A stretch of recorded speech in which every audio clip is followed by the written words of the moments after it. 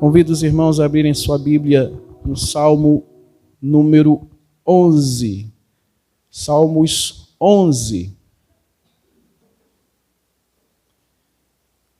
Assim como antes das eleições, eu trouxe uma palavra de orientação para a igreja, eu me sinto também no dever de não me calar.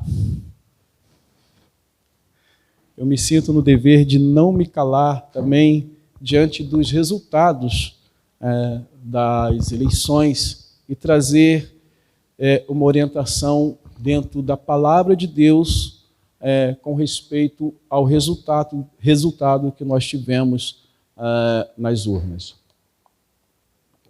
Então, com esse intuito, tenho orado, pedido a Deus direção do que falar, e o que trago aqui, creio que vai nos trazer direção, vai nos trazer alento, vai nos trazer sabedoria para agirmos diante de tudo o que está acontecendo. Salmos 11, se você achou, peço que se coloque mais uma vez de pé, em reverência à santa palavra de Deus.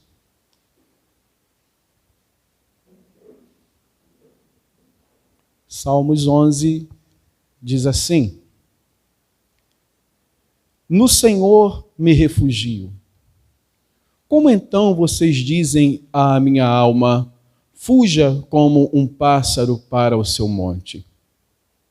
Porque eis aí os ímpios, armando os seus arcos, colocam a flecha na corda para as escondidas dispararem contra os retos de coração. Ora, se forem destruídos os fundamentos, que poderá fazer o justo? O Senhor está no seu santo templo. Nos céus o Senhor tem o seu trono. Os seus olhos estão atentos, as suas pálpebras sondam os filhos dos homens. O Senhor põe à prova o justo e o ímpio, mas ele abomina o que ama a violência. Fará chover sobre os perversos brasas de fogo e enxofre, e vento abrasador será a parte do cálice deles. Por ser justo, o Senhor ama a justiça. Os retos lhe contemplarão a face. E Deus abençoe a leitura da sua palavra. Pai amado, é com grande temor e tremor que eu me coloco diante da tua igreja, como aquele que o Senhor colocou para direcionar este rebanho à tua palavra. E com muito temor e tremor eu me coloco aqui diante do Senhor e da tua palavra, para poder trazer a orientação que a tua palavra nos dá no momento que nós vivemos. Senhor, em primeiro lugar eu te peço que o Senhor venha quebrar toda sofisma, todo espírito contrário ao Senhor, todo espírito contrário à verdade da tua palavra. E eu te peço também que teu espírito prevaleça sobre a minha boca. Ó Deus, prevaleça sobre as minhas vontades, as minhas opiniões, e que eu fale aqui apenas aquilo que vem do Senhor. Guarda a minha boca, Senhor, nesta noite. E Espírito Santo, trabalha no coração de cada um que aqui está, no coração de cada um que depois vai ouvir esta mensagem. Fala ao nosso coração. Me ajuda e me usa, perdoa os meus pecados e as minhas falhas, e fala conosco nesta noite, em nome de Jesus, e todos digam amém. Podemos nos sentar, queridos.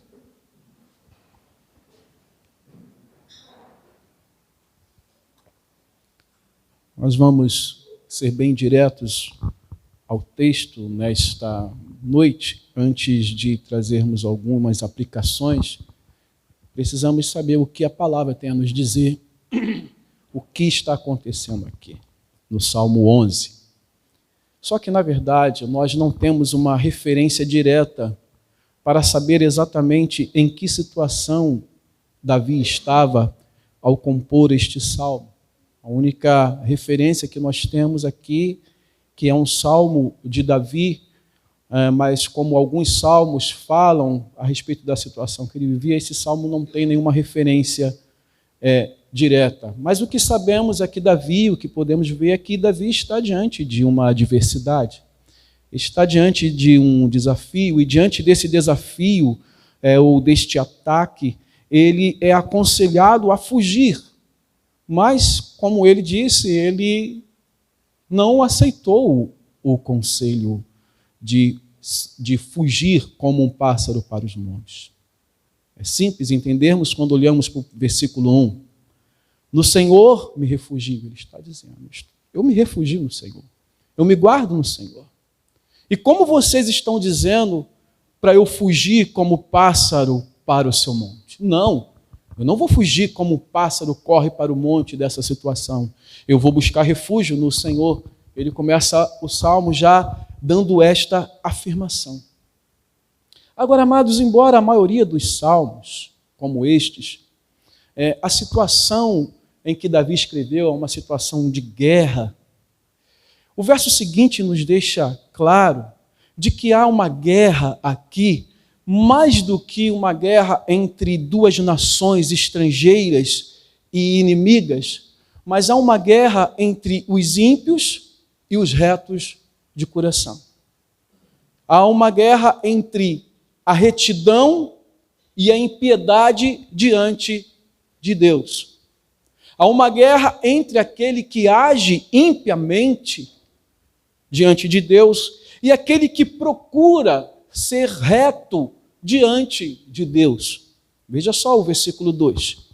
Porque no versículo 2, Davi descreve qual é a situação que ele está passando. O versículo 2 diz: porque eis aí os ímpios, eles estão armando os seus arcos, colocam a flecha na corda para as escondidas dispararem contra os retos de coração.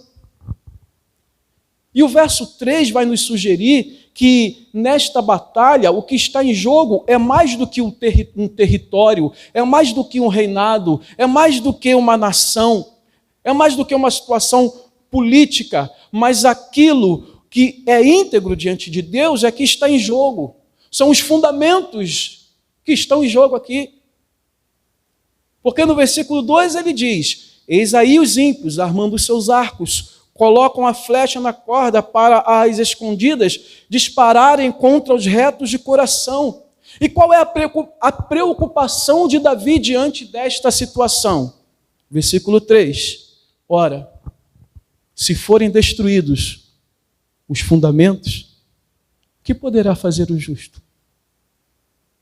O que está em jogo aqui são os fundamentos. Não são nem exatamente uma terra em si, embora possa não deixar de estar, um rei em si, embora não possa não deixar de estar, mas o que está em jogo aqui são os fundamentos. E o que são os fundamentos? Os fundamentos, queridos, aqui são as regras básicas que organizam a sociedade. São as regras básicas que colocam em ordem uma sociedade. E em se tratando do povo de Deus, os fundamentos aqui são os princípios de justiça que foram estabelecidos pelo próprio Deus. E que, na verdade, deveriam ser observados por toda a humanidade, afinal de contas, Deus é o Criador de toda a humanidade e os princípios éticos, morais, de direito que Ele colocou para o seu povo são princípios, são fundamentos que deveriam ser observados por toda a humanidade. Mas Davi está querendo dizer aqui que esses fundamentos eles estão em jogo agora, porque ele diz: se forem destruídos, o que nós vamos fazer?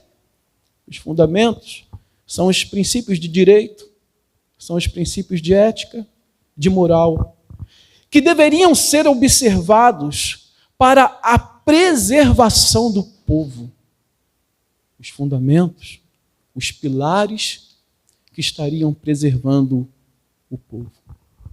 Amados, nós sabemos pela palavra de Deus, pelas narrativas da palavra de Deus, que quando estes fundamentos foram destruídos, ou caíram em desuso, O povo se desviou e não havia o que ser feito, senão cair nas mãos dos inimigos. Quando olhamos lá em Juízes capítulo 2, vamos observar lá, Juízes capítulo 2, quando Josué, depois de assumir a terra, Juízes capítulo 2, versículo 9, depois de assumir a terra prometida, depois de assumir Canaã e dividir os povos, dividir, na verdade, as tribos entre as suas heranças, depois que ele morre, diz o seguinte, a palavra de Deus em Juízes capítulo 2, foi sepultado em sua própria herança, Josué, em Timnat-Heres, na região montanhosa de Efraim, ao norte, no monte Gaás. O versículo 10 vai dizer, toda aquela geração, ou seja, que veio do Egito, que veio, na verdade, do deserto, também morreu e foi reunida aos seus pais. E depois dela se levantou uma nova geração que não conhecia o Senhor, nem as obras que ele havia feito por Israel. E como resultado disso, o versículo 11 diz, então os filhos de Israel fizeram o que era mal aos olhos do Senhor, servindo a Balaíns. Por quê, pastor? Porque os fundamentos não foram observados, não foram mantidos. Os pilares que sustentavam a nação na presença de Deus, nos caminhos do Senhor, foram esquecidos, foram ignorados, não foram passados para a próxima geração, e como resultado disso, a próxima geração se desviou do Senhor, e não houve outro resultado, senão cair nas mãos dos seus inimigos. E isso é observado durante toda a história de Israel. Em 1 Reis, capítulo 19, versículo 10, nós vemos a situação do profeta Elias. Isto aconteceu já depois que o povo de Israel se dividiu entre o povo do norte e o povo do sul. Jeroboão, que ficou com uma grande parcela do povo, com 10 tribos, Jeroboão ficou com medo que o povo voltasse a Jerusalém e o abandonasse, o desprezasse e voltasse a seguir o rei de Judá. Então Jeroboão, o que ele faz? Ele faz um bezerro de ouro, pasme, para que o povo não fosse mais a Jerusalém, mas adorasse, se não me falha a memória, em Damasco. E assim os fundamentos foram destruídos. E assim foi surgindo por décadas uma geração corrupta, uma geração idólatra, uma geração que se desviava dos caminhos do Senhor, a ponto de Elias, quando ele está naquela batalha contra os profetas de Baal, os profetas de Astarote, com Jezabel e com Acabe, depois que ele foge da presença de Acabe, ao mandar matar os seus profetas, os profetas de Baal, ele vai dizer o seguinte, em 19:10 de 1 Reis, quando o Senhor pergunta a ele, o que você está fazendo aí na caverna, Elias? Elias responde assim, tenho sido muito zeloso pelo Senhor Deus dos exércitos, porque os filhos de Israel fizeram o quê? Deixaram a tua aliança, derrubaram os teus altares e mataram os teus profetas à espada. Só fiquei eu e eles estão querendo tirar-me a vida. Porque os ímpios se levantaram. Os incrédulos se levantaram. Perseguiram os profetas. Nós sabemos que Elias não foi o único que ficou, porque Deus responde para Elias depois, olha, eu reservei 7.000 dos que não beijaram, não dobraram o joelho perante Baal, nem o beijaram, ou seja, não serviram a Baal, mas permaneceram fiéis. Mas a grande verdade é que aqui os fundamentos estão destruídos. Não há mais fundamentos. E Davi sabia o que poderia acontecer se estes fundamentos fossem destruídos. E de acordo com este verso, estes julgamentos, ou melhor, estes fundamentos estavam em jogo, estavam em questão, e por isso Davi não poderia fugir dessa luta, mas ele teria que se refugiar no Senhor. Diante de toda essa batalha, no entanto, Davi sabia de algumas coisas importantes. Voltando ao Salmo 11, a primeira coisa que ele começa a declarar, e que ele sabia, era que nada estava encoberto ao Senhor, e ele estava atento a tudo o que estava acontecendo. Veja o versículo 4. O Senhor está no seu santo templo. Nos céus o Senhor tem o seu trono. Os seus olhos estão atentos, as suas pálpebras sondam os filhos dos homens. Nós estamos diante de um Deus que tudo vê, que sabe todas as coisas. Sabe o que acontece quando as portas estão fechadas. Deus está lá, querido. Sabe de todas as reuniões que são longe dos nossos olhos e dos nossos ouvidos, não estão longe dos ouvidos de Deus. Todas as armadilhas estão diante de Deus. Quando o povo da Síria montava a armadilha, não, emboscada contra o povo de Israel, Deus revelava a Eliseu, e Eliseu orientava o povo, e o povo se livrava das armadilhas, e o rei fica achando que tem um espião entre eles, mas alguém diz para o rei: rei, não é isso, tem um homem de Deus lá naquele lugar, que ele sabe o que acontece aqui na sua câmara de dormir, ele sabe o que o senhor fala aqui dentro, e não é porque Eliseu, ele era o homem poderoso, mas havia um Deus que vê todas as coisas e que revelava a Eliseu, porque o nosso Deus é o Deus que tudo vê, e todas as coisas estão descobertas e patentes diante daquele que haveremos de prestar conta. Não há nada escondido. E a única pessoa, o único que sabe toda a verdade é o nosso Deus. Só Ele. A verdade de todas as coisas. E Ele está sondando. Ele é o único que sabe realmente o que vai no coração do homem. Sejam dos líderes, seja dos liderados. Ele sabe aquilo que vai no coração. Davi sabia também algo que é muito importante. Ele sabia que por meio de tudo isso, Deus prova tanto ímpios quanto justos. Veja só o versículo 5. O Senhor põe à prova o justo e o ímpio. Precisamos entender isso. O Senhor provou o seu povo. Ele disse lá em Êxodo, se não me falha a memória, lá pelo capítulo 7, ele disse para Israel: olha, eu conduzi vocês pelo deserto. Eu sustentei vocês.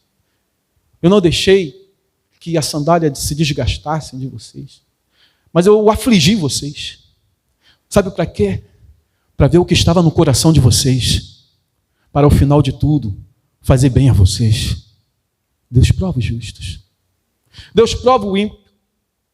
Deus deu tudo a Nabucodonosor. Mas Deus provou Nabucodonosor. Deus mandou um sonho para Nabucodonosor para avisar para ele: tu se humilha e não fica achando que você é o responsável por todo esse reinado, por toda essa glória. Entenda que essa glória que você está tendo sou eu que te dei. A despeito de você ter trazido o meu povo a cativo, foi eu que te dei. Deus deu um sonho para ele. Daniel vai até ele e fala: rei, se humilha diante de Deus, senão vai ficar difícil as coisas para você. Mas ele não se curvou diante do Senhor. O sonho se cumpriu. E Nabucodonosor, ele virou um animal. Ele se comportou como um animal durante o tempo determinado por Deus. Ele ficou louco. Até que ele recobrasse as suas faculdades mentais e declarasse que só o Senhor é Deus e que reina acima de todas as coisas. Deus prova o justo, Deus prova o ímpio. Lembrando que justo são aqueles a quem Deus escolhe, são aqueles que são de Deus, são aqueles que são justificados pelo sangue de Cristo Jesus. Os justos aqui são aqueles que fazem parte do povo de Deus, que honram a Deus, que buscam viver retamente. Mas o versículo que nós lemos, 5, ele nos revela que Deus, ele abomina quem ama a violência, não é isso? Mas ele, olha, o Senhor põe à prova o justo e o ímpio, mas ele abomina o que ama a violência. Deus abomina o que ama a violência. E esta palavra aqui no hebraico, ela pode ser traduzida também para quem ama a crueldade, para quem ama a injustiça, para quem ama tudo aquilo que Deus não ama, para quem ama tudo aquilo que Deus não aprova. Ou seja, Deus abomina os que amam, os que aprovam as coisas que Ele desaprova. Eu vou repetir. Deus abomina, Deus rejeita os que amam, os que aprovam as coisas que Ele desaprova. Por isso Deus abomina, sim, os que amam a violência, os que amam a crueldade, os que amam o dano, os que amam a idolatria, os que amam e concordam com a imoralidade sexual, com tudo que está em volta da imoralidade sexual, a homossexualidade, o adultério. Sim, Deus abomina o que ama o roubo, o furto, a corrupção, o homicídio, seja de que maneira ele for. Deus abomina o que ama a hipocrisia. Há uma lista de coisas que nós poderíamos colocar aqui. Mas Davi também diz que o Senhor virá com juízo sobre toda essa perversidade. Versículo 6. Fará chover sobre os perversos brasas de fogo e enxofre, e vento abrasador será a parte do cálice deles, ou seja, daqueles que amam aquilo que Deus não ama. O juízo virá, queridos. O juízo de Deus vem. Ele vem de forma parcial. Durante os dias da existência humana, por vezes Deus executa o seu juízo à humanidade perversa. Mas também nós sabemos que Deus há de executar o seu juízo no juízo final, na consumação da sua ira. Mas o certo é que o juízo virá. Isso porque o Senhor é justo e Ele ama a justiça. E os retos lhe contemplarão a face. Veja o versículo 7. O Senhor é justo, o Senhor ama a justiça. E os retos, ou pelo menos aqueles que procuram viver em retidão, lhe contemplarão a face. Pastor, o que esse salmo tem a nos dizer diante do momento que nós estamos vivendo? Tem muita coisa. Tem muita coisa. O resultado chegou. E agora? O que fazer? Nós aprendemos nesse salmo que a primeira coisa que nós temos que fazer é não esquecer que Deus continua sendo o nosso refúgio. Eu vou repetir. Não podemos esquecer que Deus continua sendo o nosso refúgio. Deus continua sendo o nosso esconderijo. Deus continua sendo a nossa proteção. Deus continua sendo a solução. Devemos nos voltar para Ele de todo o coração e ainda mais. Se você está indignado, se você não está aceitando, se você não concorda, mais um motivo para correr para o Senhor, para buscar resposta nele, para buscar refúgio nele, para buscar consolo nele, para se aquietar nele, para ouvir a sua voz. O Salmo 46, quando não havia mais solução, o Senhor disse o seguinte: aquietai-vos e sabei que eu sou Deus, sou exaltado entre as nações, sou exaltado na terra. O Senhor dos exércitos está conosco, o Deus de Jacó, nosso refúgio. Ele será exaltado. Os ímpios podem armar os seus arcos, mas ele quebra o arco e despedaça a lança e queima os carros no fogo. Ele é Senhor. Então aquietemo-nos nele, dobremos o nosso joelho diante dele e perguntemos: Senhor, precisamos ouvir o que ele tem a falar, precisamos perguntar a ele, mas sobretudo temos que perguntar a sua palavra. O que a palavra de Deus tem a nos ensinar com isso tudo, tem a nos trazer de resposta para isso tudo. Aliás, a irmã Adelina colocou: pastor, onde é que está escrito que isso tudo vai acontecer? Eu falei: vem cá que eu vou trazer alguma resposta na palavra de Deus. Então, primeira coisa, assim como o Davi falou, ele não fugiu. Eu não estou falando para a gente fazer o seguinte: não estou nem aí, eles que se viram, vou viver. Não estou falando isso. Porque Davi não fez isso. Mas ele se refugiou em Deus. Ele buscou refúgio, resposta, consolo, direção, proteção em Deus. E sim, meus amados, nós temos que nos submeter à vontade de Deus. Entenda, Deus ainda está reinando soberanamente. Deus continua no trono. Versículo 4 está escrito aqui, versículo 4 é: nos céus o Senhor tem o seu trono. Ele não saiu do trono, ele não virou as costas. Ele ainda está no controle, ele não perdeu as rédeas. O Deus de Daniel, lá em Daniel capítulo 2, versículo 20, dá uma olhada lá, Daniel capítulo 2, versículo 20. Daniel, depois daquele sonho da estátua lá que Nabucodonosor tem, ele interpreta e ele faz a seguinte oração, ou canta o seguinte cântico: bendito seja o nome de Deus, de eternidade a eternidade, ou seja, desde lá daquela época até hoje e para sempre, bendito seja o nome do Senhor, porque dele é a sabedoria e o poder. E o versículo 21 vai dizer: é ele quem muda o tempo e as estações, remove reis. Deus perdeu o domínio, queridos. Deus não perdeu o domínio. Ele remove reis, ele estabelece reis, ele dá sabedoria aos sábios e entendimento aos inteligentes.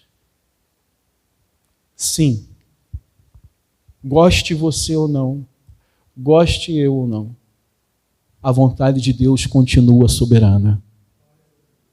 Precisamos entender isso. Agora precisamos entender algo que eu chamo a atenção para os irmãos. Apesar de, no final, a vontade de Deus ser boa, perfeita e agradável, nem sempre ela é agradável no momento. Sim. Vou repetir. Apesar de, no final, a vontade de Deus ser boa, perfeita e agradável, nem sempre ela é agradável no momento. Pensa comigo. Não foi nada agradável para José ser rejeitado pelos seus irmãos, ser vendido como escravo, ser preso injustamente. Mas no momento certo, ele provou a boa, perfeita e agradável vontade de Deus. E é por isso que Paulo vai dizer lá em Romanos 8, 28, sabemos que todas as coisas cooperam para o bem daqueles que amam a Deus e daqueles que são chamados segundo o seu propósito. Diga comigo, propósito. Diga comigo, a vontade de Deus não é sem propósitos. A vontade de Deus sempre tem como finalidade alcançar os seus propósitos.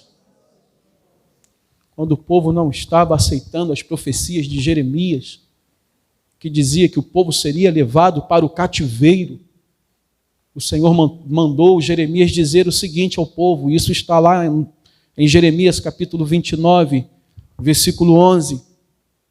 Jeremias 29, 11, que diz assim: eu é que sei que pensamento tenho a respeito de vocês. Diz o Senhor. Parece que Deus está falando assim: eu sei o que eu estou fazendo. Diga para o seu irmão, Deus sabe o que está fazendo.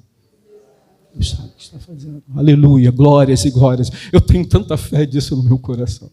Eu tenho tanta certeza disso no meu coração. Eu é que sei que pensamentos tenho a respeito de vocês, diz o Senhor. São pensamentos de paz e não de mal, para dar-lhes um futuro de esperança. Então vocês me invocarão, se aproximarão de mim em oração, e eu os ouvirei. Veja que Deus está fazendo o que está fazendo com aquele povo, para que aquele povo que havia abandonado ao Senhor, para aquele povo que tinha permitido que os fundamentos fossem destruídos, e por serem destruídos abandonasse o Senhor, para aquele povo se voltasse para o Senhor, se aproximasse mais de Deus em oração. Deus quer que a sua igreja ore mais, queridos. Busque mais a Ele. Por isso Ele vai dizer no verso seguinte: buscar-me-eis, vocês me buscarão, versículo 13, vocês me buscarão e me acharão quando me buscarem de todo coração. E o verso seguinte diz, por favor, Cris: serei achado por vocês, diz o Senhor, e farei com que mude a sorte de vocês.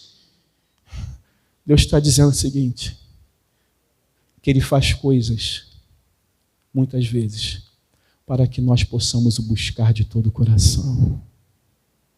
E Ele vai se deixar ser encontrado por nós. Ele não vai se esconder, mas Ele vai se deixar ser encontrado por nós. Então, queridos, para quem conhece um pouco mais de Bíblia, sabe o que eu estou falando. Quando Nabucodonosor reinou, a despeito dele pegar, destruir Jerusalém, destruir o templo, trazer o povo cativo, humilhar aquele povo, foi a vontade de Deus que ele reinasse e dominasse a Síria, para que Deus cumprisse a sua vontade. Quando Ciro reinou e os medo-persas dominaram Jerusalém, também foi a vontade de Deus para que trouxesse o seu povo novamente para Jerusalém. Ambos reinaram para Deus cumprir o seu propósito. Pois, como eu já disse, a vontade de Deus é uma vontade com propósito. E os propósitos de Deus nunca serão frustrados. O que fazer então, pastor? Continuar orando. Continuar orando como o Pai Nosso. A oração do Pai Nosso nos ensina a nos submetermos à vontade de Deus, seja qual for e seja o que vier. Não é gostar. Eu não estou falando que você tem que gostar e engolir o resultado. Eu estou dizendo que você tem que se voltar para Deus, que eu tenho que me voltar para Deus e continuar orando. Pai Nosso que estás nos céus, santificado seja o teu nome. Venha o teu reino, seja feita a tua vontade, assim na terra como nos céus, seja ela qual for. Principalmente na tensão que estamos vivendo, quando só Deus sabe o que realmente é justo e injusto, o que é certo ou errado, onde não há integridade, onde é aquilo que é verdadeiro, não é. Diante de todas essas movimentações aí que nós não sabemos no que vai dar, torça para uma coisa. Torça para aquilo que é certo, para que a vontade de Deus seja feita. Que a vontade dele seja feita, queridos. Quantos querem que a vontade de Deus seja feita? Ainda que não seja a sua vontade, você quer que a vontade de Deus seja feita? Seja feita a vontade de Deus. não esqueçamos. Não, antes disso. E quando o novo líder assumir, o que a igreja vai fazer? Glória a Deus. 1 Timóteo capítulo 2, versículo 1 e 2. Antes de tudo, peço que se façam súplicas, orações, intercessões e ações de graças em favor de todas as pessoas. Agora veja o versículo 2. Orem em favor dos reis e de todos os que exercem autoridade, para que vivamos uma vida mansa e tranquila, com toda piedade e respeito. Segura um pouquinho aí. Eu confesso aos irmãos que eu tive que perguntar a Deus, Senhor, a despeito de saber esse texto de cós salteado, eu falei, Senhor, como eu vou orar? Como eu vou orar a partir de agora? A palavra de Deus me ensina. Ore. Ore por todos os reis e que exercem autoridade. Ore pelo presidente. Ore pelo Senado, porque nós sabemos que no nosso governo o presidente não é a voz ativa e única e ditatorial. Há senadores, há deputados, há legisladores. Oremos para que vivamos uma vida mansa e tranquila, mas também com toda piedade e respeito. Fundamentos, princípios.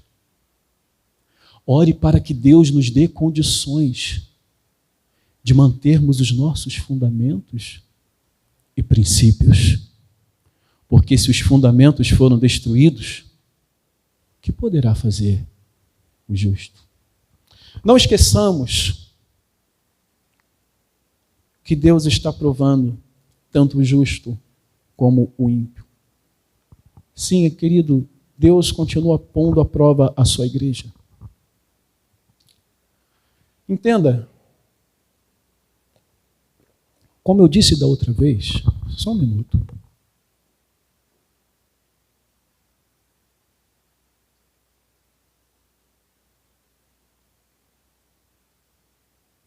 Entenda, como eu disse da outra vez, tanto com um resultado como o outro, eu acredito que Deus continuaria provando a igreja, mas de formas diferentes. Se os irmãos voltarem àquela lição da escola bíblica, não sei como eu posso chamar, aquele conselho que eu trouxe, eu disse aos irmãos que nós precisamos ficar atento ao que Deus está fazendo, porque, entenda, Deus tem olhos especiais para a sua igreja. O mundo, as nações giram em prol de um propósito que Deus tem com a sua igreja. E Ele sempre vai estar fazendo algo para provar, para admoestar, para fortalecer, para chamar a sua igreja para si, para conduzir a sua igreja, para saculejar a sua igreja, para fazer algo na sua igreja.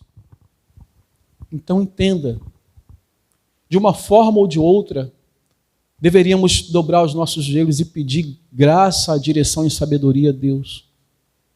E agora precisamos, e talvez ainda mais, pedir a Deus para nos ajudar a permanecermos fiéis a Ele. Porque, amados, por último, o que eu quero trazer aos irmãos é o seguinte: os fundamentos da sociedade, bem como os fundamentos da igreja, os princípios éticos e morais judaicos, cristãos, eles vêm sendo atacados há décadas pelo chamado marxismo cultural, uma filosofia ateísta, que tem a igreja como uma inimiga do Estado, como uma inimiga da sociedade. O próprio Karl Marx, ele falou o seguinte, que a religião é o suspiro da criança acabrunhada, o coração de um mundo sem coração, assim como também o espírito de uma época sem espírito. A religião é o ópio do povo. Ou seja, eu sei que eu já falei isso várias vezes e eu não me canso de falar porque para vocês a segurança.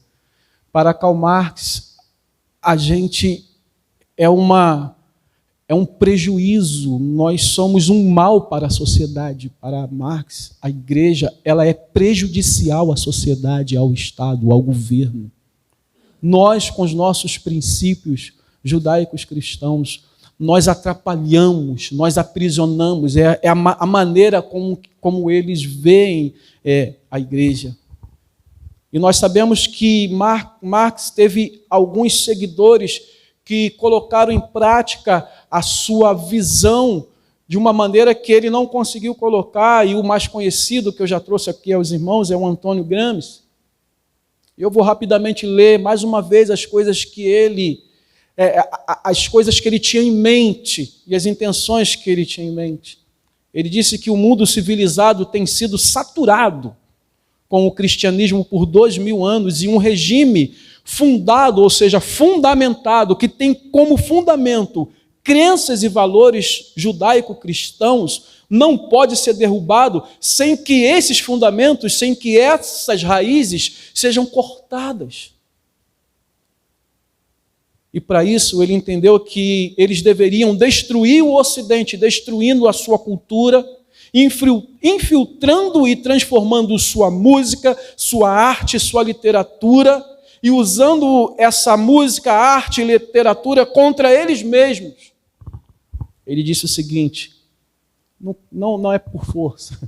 Ele falou: não tome quartéis, tomem escolas, universidades. Não ataquem com blindados, mas ataquem ideias, ou seja, destrua fundamentos, destrua princípios. Para ele, o Ocidente deveria ser previamente descristianizado por meio de uma longa marcha através da cultura. E segundo ele, à frente dessa batalha deveria ser a cultura, começando pela família tradicional, ou seja, atacando a família, observando a igreja, atacando as escolas, através da mídia. Então, segundo Gramsci, a nova frente de batalha deveria ser a cultura do povo, que estava fundamentada em princípios éticos cristãos, judaicos cristãos, começando com a família tradicional, atacando a família, atacando as igrejas, atacando as escolas, usando a mídia, o entretenimento, as organizações civis, a literatura, a ciência e a história, sempre com o foco de destruir esses fundamentos. Ou seja, querido, esta filosofia ateísta, ela tenta destruir os fundamentos de todas as formas possíveis. Elas entram na nossa cultura, na nossa arte, nas nossas músicas, nas nossas escolas, em nossas ideias, em nossos conceitos de certo e errado. Elas estimulam a sexualidade nas crianças para desestruturar as crianças, para poder mexer com a mente dessas crianças, deixar as crianças fragilizadas e assim torná-las rebeldes ao patriarcado, ou seja, a intenção dele era destruir esse patriarcado, ou seja, o respeito aos pais, o respeito aos mais velhos, o respeito aos líderes religiosos e tudo mais. E claro, uma das formas de fazer isso era mexer com as leis. Por isso, quanto mais gente ele estiver com este pensamento dentro das instituições civis, melhor, porque as leis podem promover toda essa desconstrução. Ou seja, são como o salmista disse. Volte ao Salmo 11. Porque eis aí os ímpios, versículo 2. Porque eis aí os ímpios, armando os seus arcos, colocando a flecha na corda para as escondidas dispararem contra os retos de coração. Ora, se forem destruídos os fundamentos, que poderá fazer o justo? Ou seja, queridos, os arcos estão sendo armados, as flechas, muitas vezes as escondidas, sem nós percebermos, estão sendo disparadas contra aqueles que querem andar em retidão de coração. É isso que o texto está falando. Olha, eis aí os ímpios, armando os seus arcos, colocando a flecha na corda para as escondidas dispararem contra os retos de coração. Aí ele vai dizer, se os fundamentos forem destruídos, o que poderá fazer o justo? Sim, querido, preste bem atenção. Se os nossos fundamentos forem destruídos, o que poderá fazer? O que poderemos fazer? O que nós faremos, queridos? Quando nossos filhos nascerem em uma geração em que aquilo que Deus abomina é exaltado. O que nós vamos poder fazer? O que nós vamos fazer quando os nossos netos, pequenininhos, crescerem em um mundo, em uma geração, como foi a geração dos juízes? Porque nasceu uma geração que não conhecia o Senhor. O que nós vamos fazer quando nascer uma geração em que os fundamentos éticos, morais, em que os princípios judaicos e cristãos estiverem sendo totalmente destruídos? O que vamos fazer? Como nós vamos explicar para os nossos filhos que cresceram, que estão crescendo em uma sociedade em que ao mal chamam de bem e ao bem chamam de mal? Como disse o profeta Isaías, lá em Isaías, capítulo 5, versículo 20, ele diz, ai dos que ao mal chamam bem e ao bem chamam mal, que fazem das trevas luz e da luz fazem trevas, que mudam o amargo em doce e o doce mudam em amargo. O que vamos fazer quando nossos netos chegarem em casa aplaudindo aquilo que Deus abomina, porque isso está sendo aplaudido na sociedade, e a gente ter que lutar para explicar para ele e dizer, não é assim, meu filho. Mas lá todo mundo faz assim, pai. Vô. O que vamos fazer, queridos? Como disse também o salmista no Salmo 12, versículo 8, diz assim, os perversos andam por toda parte, quando aquilo que não presta é exaltado entre os filhos dos homens. Vou ler de novo. Os perversos andam por toda parte, quando aquilo que não presta é exaltado entre os filhos dos homens. Amados, já chegando ao final, a verdade é que, a grande verdade, é que há governos que favorecem mais, há governos que favorecem mais, e estão de braços dados com esta artimanha satânica. Há governos que estão de braços dados com o marxismo cultural, que são mais favoráveis, que facilitam, que mais do que facilitam, que forçam. Se o governo que foi eleito é mais favorável ou menos favorável à destruição dos nossos fundamentos, é desnecessário eu falar aqui. Os irmãos têm sabedoria suficiente para analisar, discernir e responder. Então, o que fazer? Primeiro, como já aprendemos, nos refugiemos em Deus, sabendo que só Ele tem a resposta e a solução para todas as coisas.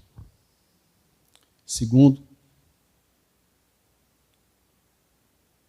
saiba que Ele está dominando e reinando ainda sobre todas as coisas. Terceiro, não necessariamente nessa ordem, ore para que Deus continue fazendo a sua vontade. Quarto, quando este governo assumir, ore ainda mais. Ore por ele, ore pelo governo, ore pela igreja, ore por você. Oremos com submissão à vontade de Deus, por mais que estejamos insatisfeitos e indignados, ou não, com o resultado. Mas eu esqueci de falar o tema da mensagem. O tema da mensagem é uma pergunta: o que poderá fazer o justo? Que a pergunta de Davi foi essa, certo? No versículo 3. Ora, se forem destruídos os fundamentos, que poderá fazer o justo? A resposta está em Apocalipse, capítulo 22, versículo 11.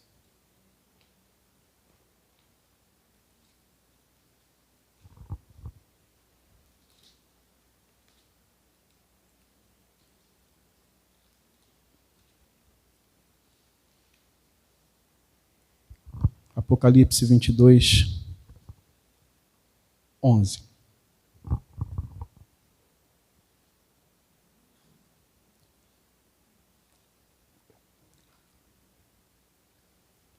Continue o injusto a fazer injustiça.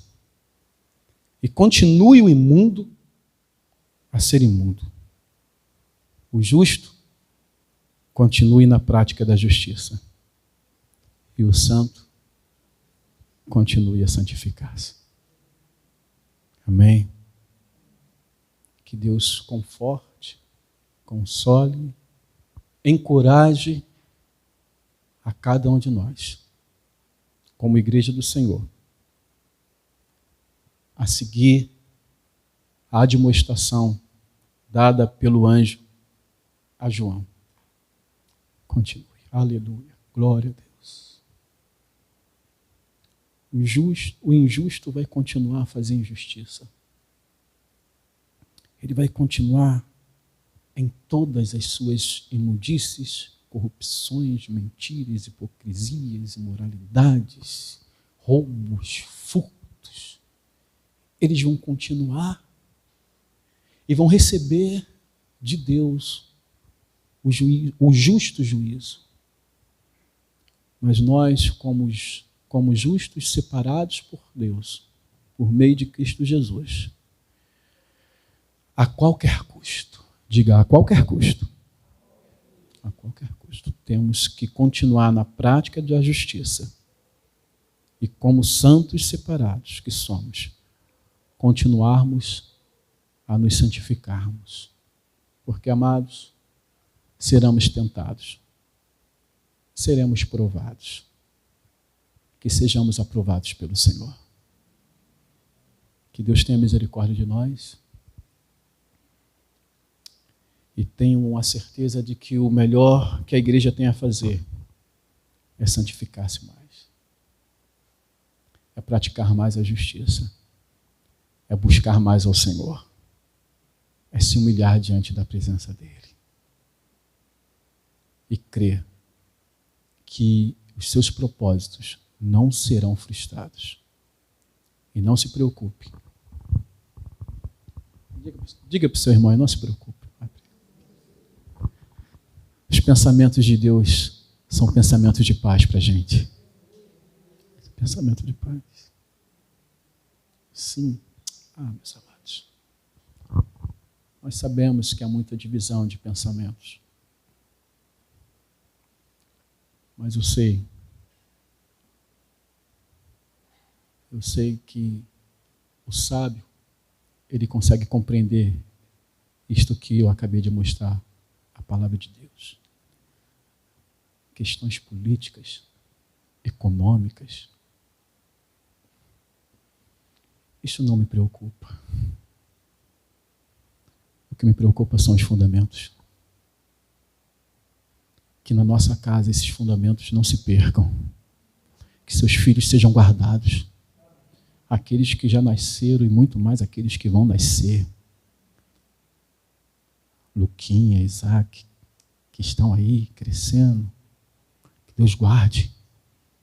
Que o fundamento na nossa casa não seja destruído, que nossas crianças consigam resistir a toda a imoralidade, a toda promiscuidade, a toda corrupção. Mas para isso, queridos, nós precisamos nos refugiar em Deus. Nós precisamos nos refugiar nele, nos escondermos nele, buscarmos resposta nele, dobrar o nosso joelho, não negociarmos, não aplaudirmos aquilo que Deus abomina. Eu quero ser amado por Deus, e para eu ser amado por Deus, eu tenho que amar as coisas que Deus ama e detestar as coisas que Deus detesta. Que a igreja permaneça santa e fazendo a diferença nesse mundo. Amém? Vamos fechar os nossos olhos.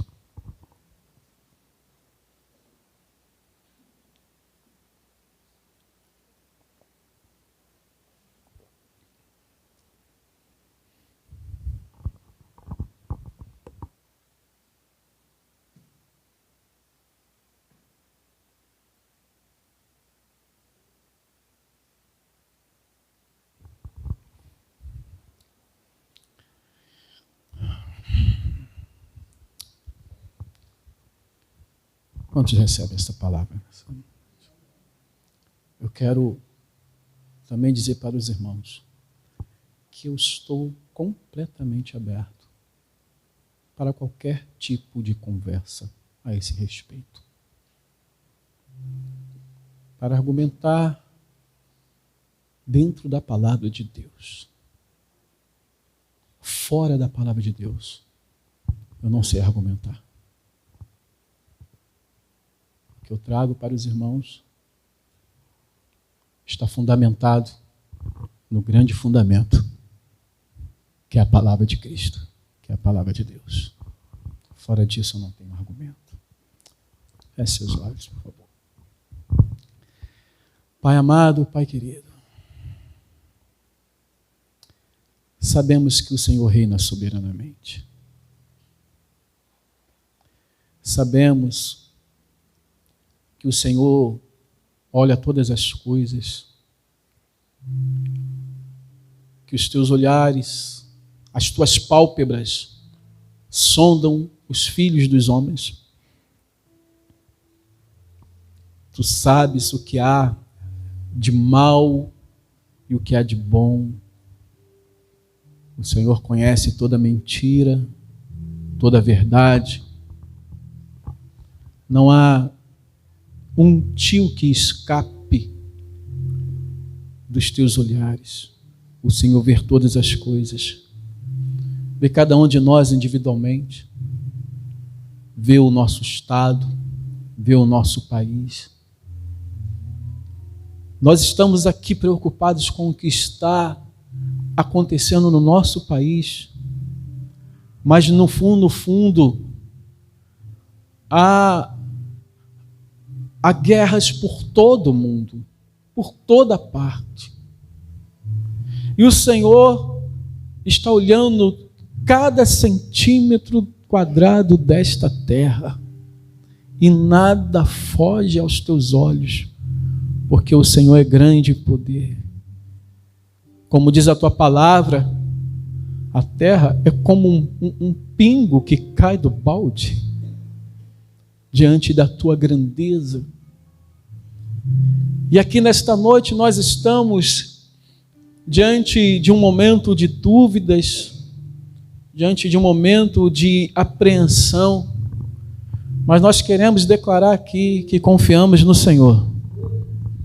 Confiamos em Ti, cremos que o Senhor sabe o que está fazendo.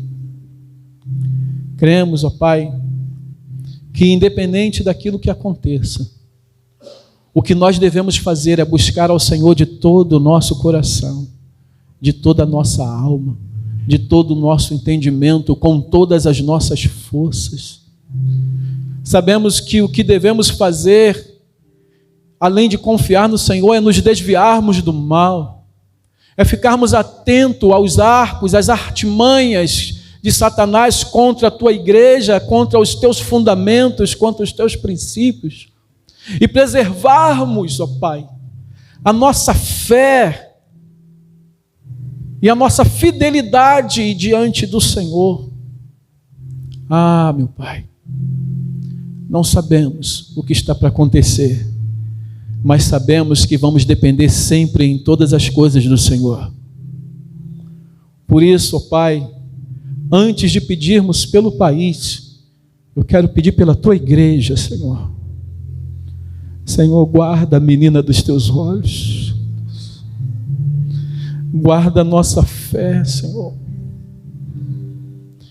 A tua palavra diz que o Senhor mesmo haveria de nos fortificar, de nos santificar, de nos fortalecer até a vinda do Senhor. E nós estamos aqui pedindo: fortalece a tua igreja, vivifica a tua igreja, Senhor.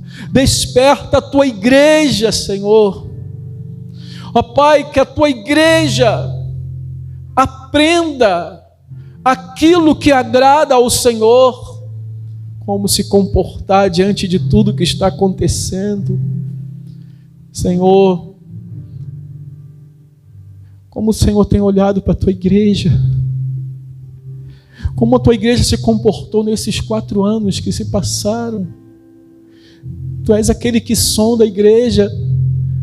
O Senhor passeia no meio dos 7 candeeiros, o Senhor passeia no meio da igreja, e o Senhor sonda a sua igreja, o Senhor conhece as obras da sua igreja. Eu te peço perdão, ó Pai, se a sua igreja se contaminou, se a sua igreja se desviou, se a tua igreja profanou os altares que deveriam ter honrado somente ao Senhor. Tem misericórdia da tua igreja, Senhor. Se a tua igreja em algum momento confiou apenas em homens, se a tua igreja colocou esperanças em homens e se desviou da esperança que só há no Senhor, tem misericórdia da tua igreja e faz a tua igreja se voltar para o Senhor, porque os arcos estão armados, Senhor, mas tu és aquele que quebra o arco e despedaça a lança.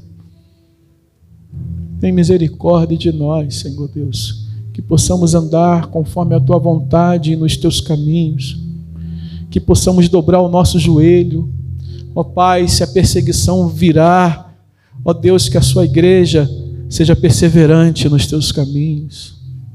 Ó Pai, se a dificuldade chegar à tua igreja, que nós venhamos a dobrar os joelhos diante de ti, e mesmo se ela não vier, que a tua igreja dobre os joelhos diante de ti, para pedir direção.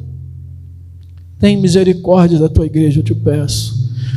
Ó Deus, tem misericórdia de mim como pastor desta igreja, Senhor. Não me deixa errar, não me deixa me desviar, não me deixa, Senhor, mas me fortalece na tua presença e nos teus caminhos, Senhor Deus. Ajuda-me como teu servo a conduzir o teu povo, ó Pai.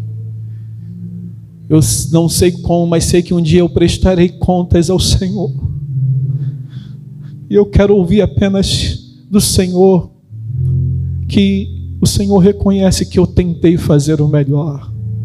Ó Deus, guia-nos pelas veredas da justiça por amor do seu nome. Guarda a tua igreja. Senhor, tem misericórdia do nosso país. Senhor, nós não sabemos nem como orar nesta noite. Não sabemos o que pedir nessa noite. Porque, Senhor, o coração do homem, ele é enganoso e desesperadamente corrupto. Por isso, nessa noite, eu quero encerrar esse culto pedindo a tua misericórdia sobre esta nação. Quero encerrar esse culto dizendo que nós nos submetemos à tua vontade. Não, nós não estamos conformados com o mal. Não estamos, Senhor.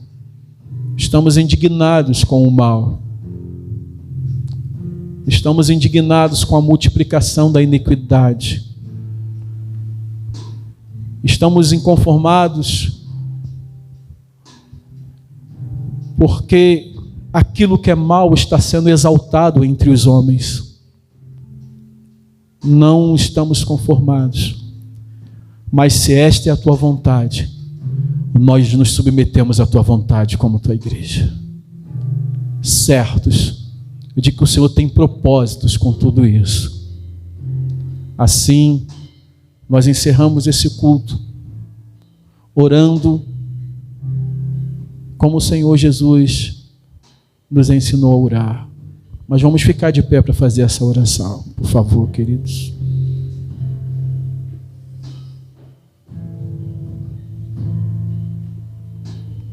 Aleluia. Glória a Deus. Aleluia. O Senhor reina. Aleluia.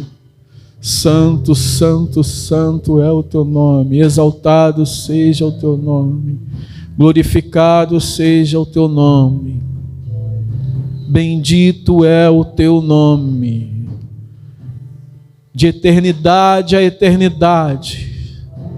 Exaltado seja o teu nome para todo sempre. Glórias ao teu nome, Senhor. Santo, santo, santo é o teu nome, aquele que vive e reina para sempre. Aquele que é o nosso refúgio e fortaleza de geração em geração. Aleluia. Glórias ao teu nome. Antes que os montes nascessem e se formassem, tu és Deus. Tu reinas e governas. Por isso oramos como o Senhor Jesus nos ensinou a orar, dizendo: Pai nosso que estás no céu, santificado seja o teu nome. Venha a nós o teu reino. Seja feita a tua vontade, assim na terra como nos céus. O pão nosso de cada dia nos dai hoje. Perdoa as nossas dívidas, assim como nós perdoamos aos nossos devedores. Não nos deixes cair em tentação, mas livra-nos do mal, pois teu é o reino, o poder e a glória para sempre. Amém, amém. Glória a Deus. E então, que o amor de Deus Pai, a graça de nosso Senhor e Salvador Jesus Cristo, a comunhão e a consolação do Espírito Santo de Deus estejam com todos e com todos permaneçam, não só hoje, mas até que Ele venha, e Ele voltará, e a sua igreja diga amém.